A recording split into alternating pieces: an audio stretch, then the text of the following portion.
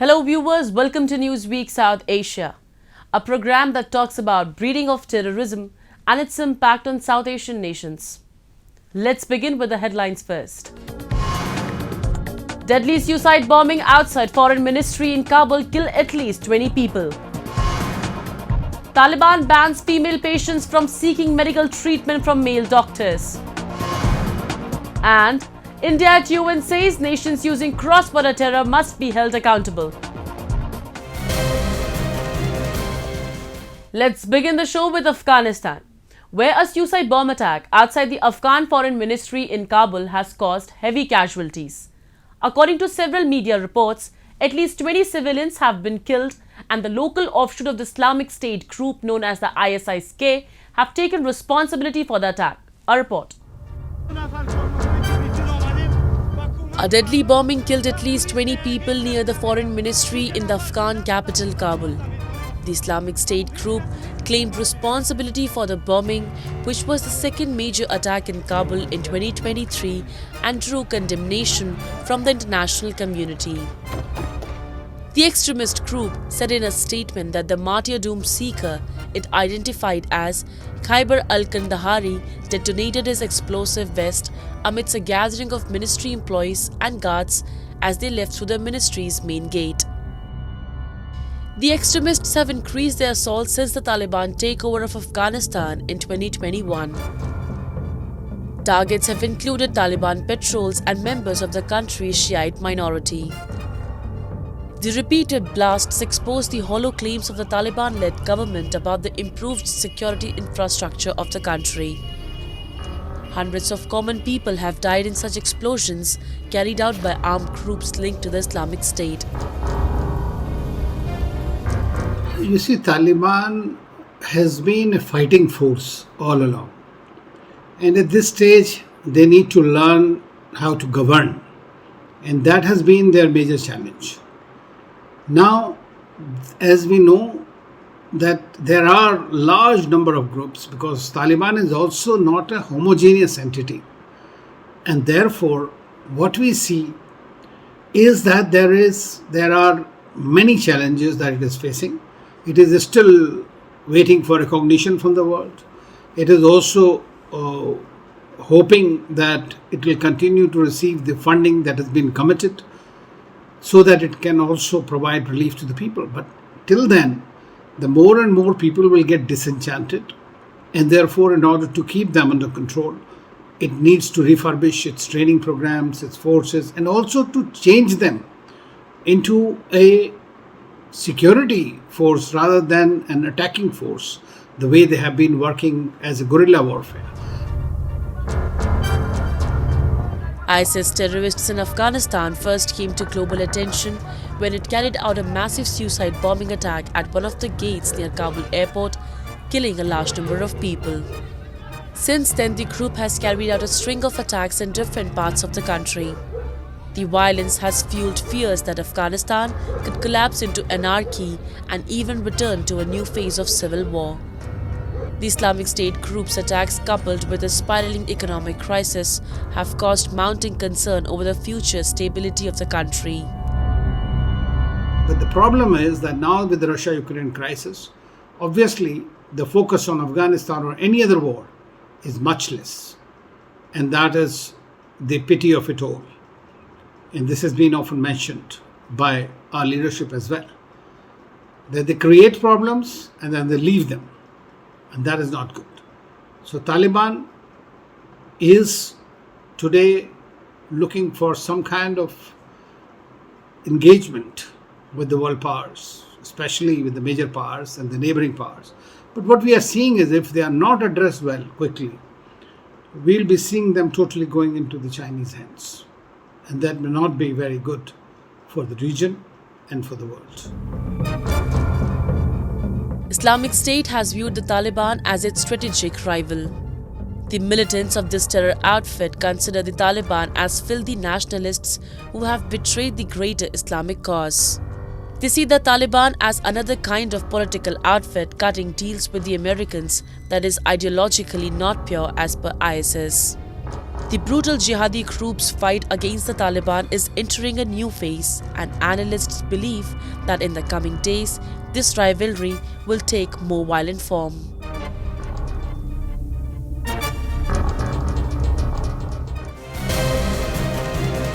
On one hand, the war-torn country is always at risk from terrorism. On the other, the Taliban's tight limitations have gripped the nation.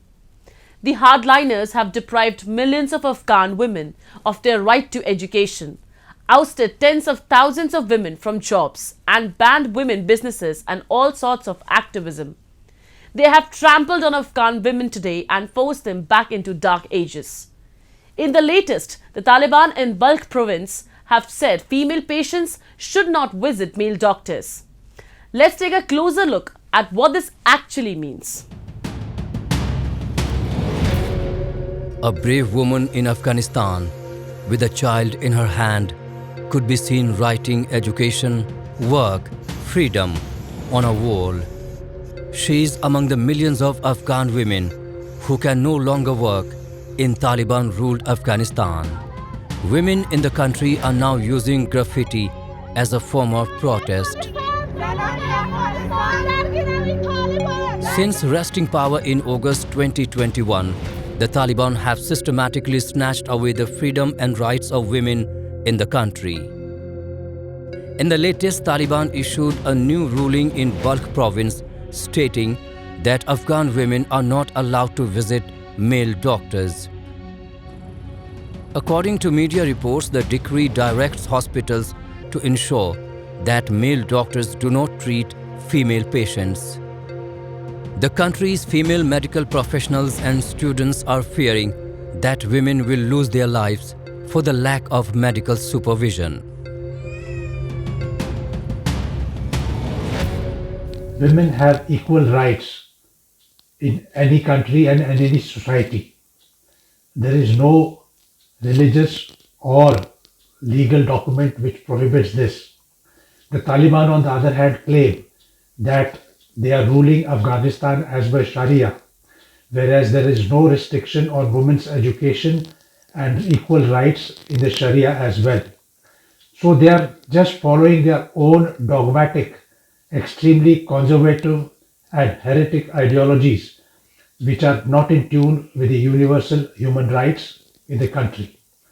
Despite the international community having highlighted to them from time to time, including the Organization for Islamic Cooperation only recently, there has been no change in the attitude of the Taliban. The Taliban claimed under its rule, this time women would be accorded every right within the confines of Sharia law. However, in the months that have followed, the de facto rulers have imposed harsh restrictions on women's education and their access to employment. In December last year, the Taliban banned women aid workers after claiming that women are not wearing their hijabs properly. It is obvious that ban places further limitations on a woman's capacity to sustain herself.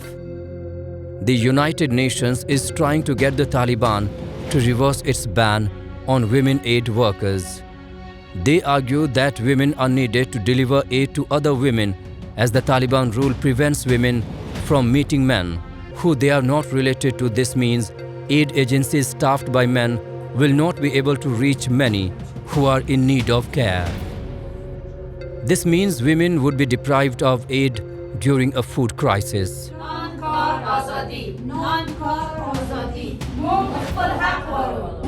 واقعاتش در طول سال موجود است.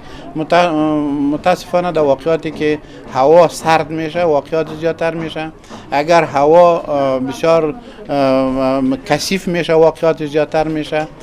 کسایی که اقتصاد ضعیف دارن، کسایی که نمیتونه خانه‌های خود خوب گرم بکنه در زمستان، کالای گرم بر اطفال خود بپوشانند، کسایی که اطفال خود واکسین نمیکنن، این در مجموع یک گروپی از این اطفال. Afghanistan is the only country in the world where girls are banned from going to high schools and effectively banned from political participation. Today, they have imposed a primitive government with harsh rules erasing centuries of female progress. The hardliners have denied millions of women the right to an education, fired tens of thousands of women from government jobs, and outlawed their businesses and various forms of activism. A recent analysis by the UN Children's Fund found that prohibiting girls from attending high school also has a financial cost, costing the nation 2.5% of its annual GDP. According to UNICEF, if the 3 million girls in the current cohort finished secondary school and entered the workforce, the Afghan economy would grow by at least $5.4 billion. However, it appears that under the current circumstances, their contribution is headed towards zero.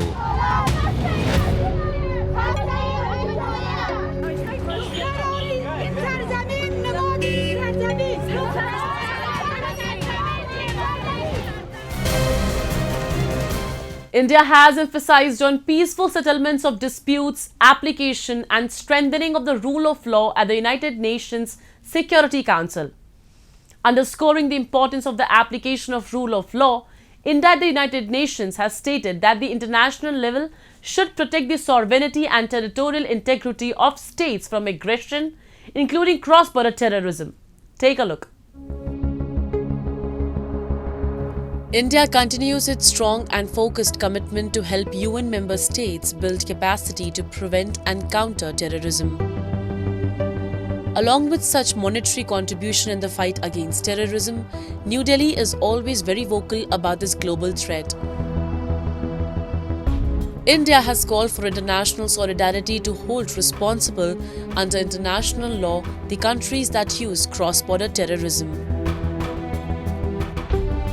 At the United Nations, India has emphasized that nations using terror to serve their narrow political interests must be held accountable, which would only be possible if states stand in unison against the global menace.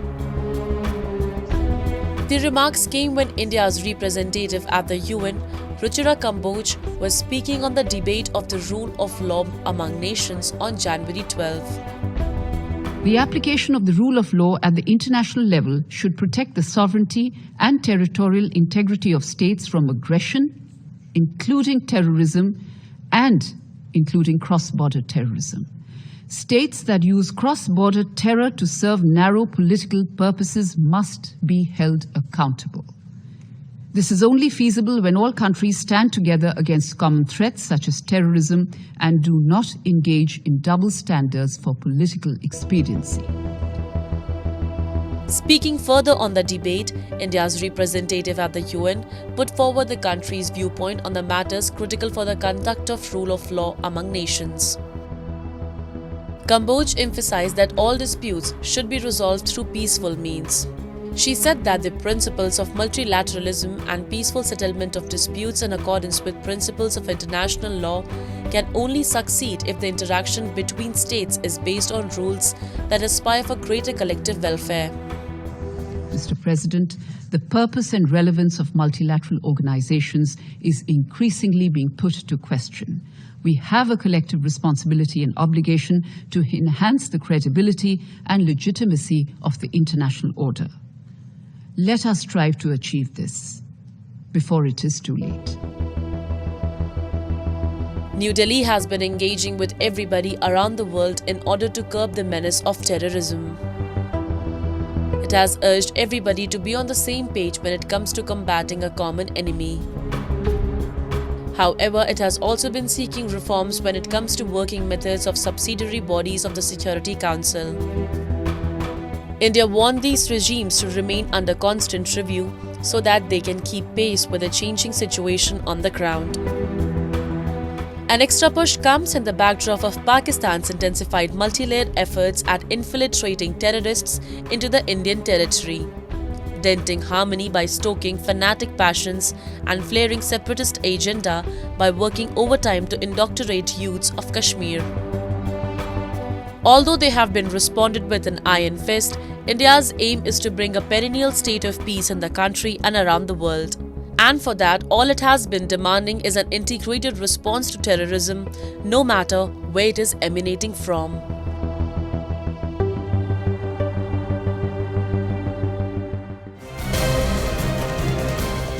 Let us now turn our attention to India's Jammu and Kashmir, where the security forces have started a number of operations to dismantle the network of Pakh-backed terrorism. Islamabad is making desperate attempts to launch infiltration bids in the region. However, Indian Army, with the help of Jammu and Kashmir police, is putting an end to these terrorists with a commitment to upholding peace and tranquility in the area. Recently, security forces foiled a major infiltration bid through the line of control in Balakot Sector in Poonch district and killed 2 Pakistani terrorists. Our report. Jammu and Kashmir has remained at the target of Pakistan's state-sponsored terrorism since decades, be it deadly terror attacks, cross-border infiltration, or indulging into narco-terrorism. Islamabad has not differed itself from indulging into anti-Indian activities. Recently, a major terror attack was foiled in Jammu and Kashmir as Indian security personnel thwarted a major infiltration bid through the line of control in Balakot Sector of Poonch district and killed 2 Pakistani terrorists. According to police officials, they were heavily armed with AK rifles, steel core AK ammunition that can pierce through bulletproof vehicles, Chinese pistols, grenades, and other ammunition. The terrorists were also carrying the army's combat uniform. That indicates they were tasked to attack some military formation. January 2023, at approximately 1900 hours, own alert troops observed suspicious movement of 2 terrorists, infiltrators, who were trying to sneak in across the line of control in Balakot Sector of Poonch district. Troops commenced search at 0200 hours on the 8th of January. The search was deliberate as the area was not just undulating with dense undergrowth, but also heavily mined. In the search so far, 2 bodies have been recovered with weapons, magazines, ammunition, and other warlike stores. The army has recovered 1 AK-47 rifle, 1 modified AK-56 rifle, 1 Chinese pistol, 2 Chinese hand grenades, 2 heavy high explosive IED devices, and 1 mobile phone. Search operations still continue. For the Indian soldiers at this frontier, it's a battle that has to be fought on 2 fronts: hostile neighbor and harsh winter, which is approaching. While the infiltration remained largely under control last year, the possibility of Pakistan returning to its old ways of making increased attempts to sneak more terrorists ahead of the winter. Besides infiltration of terrorists, the Indian Army is also worried about the flow of drugs from across the border. As per the Ministry of Home Affairs, there has been more than 75% decrease in net infiltration from across the border between 2018 and 2021, and more than 80% reduction in the number of terrorist incidents during the same period. Despite such efforts by the security forces in eliminating those infiltrating the line of control, the drug menace has not abated. In order to target youths and channeling finance for Pakistan-backed terror activities, Islamabad is using narco-terrorism as a new weapon in its proxy war against India in the Kashmir Valley. Pakistan's formal economy is in a poor state. Everyone knows that the narco money is being used to fund the terrorists as well as to generate money through irregular means, and therefore with Haqqanis in the government in Afghanistan, Pakistan finds that this is a lucrative trade, and therefore the drug cartels are trying every possible means to send the narcotics into India and create a market and also spoil the new generation. They would like to certainly find a number of means wherever they can induct it easily whether through drones or through coast or through Gujarat coast or whichever coast they find that the security is slightly lax. And therefore, I think they will exploit all possible means to induct narcotics into India. Pakistan's efforts to undermine normalcy in Jammu and Kashmir, particularly after the August 2019 constitutional reforms, is rooted in its decades-long proxy war against India.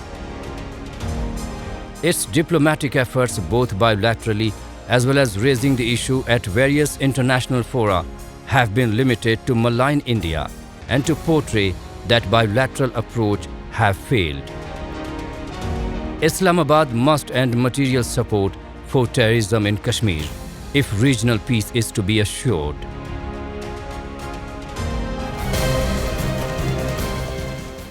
And with that, we come to the end of this edition of Newsweek South Asia. We will be back next week with more news, views and analysis from the subcontinent. Meanwhile, do keep writing to us at nwsa@anin.com. This is Shivangi Mishra signing off on the behalf of the entire production team of Newsweek South Asia. Goodbye and take care.